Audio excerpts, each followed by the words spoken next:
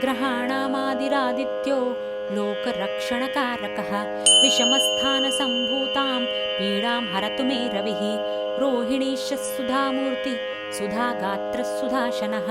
विषमस्थानसम्भूतां पीडां हरतु मे विदुः भूमिपुत्रो महातेज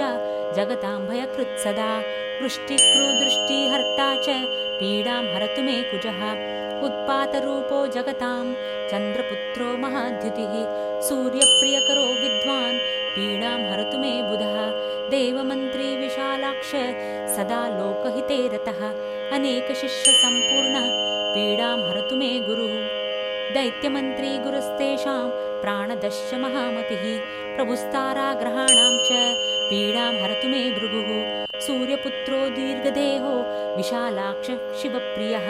मन्दचारप्रसन्नात्मा पीडां हरतु मे शनि महाशीरा महावक्त्रो दीर्घदंष्ट्रो महाबलः अतनुश्चोद्वकेश्यश्च पीडां हरतु मे शिखी अनेकरूपवर्णैश्च शतशोथ सहस्रशः उत्पातरूपो जगतां पीडां हरतु मे तमः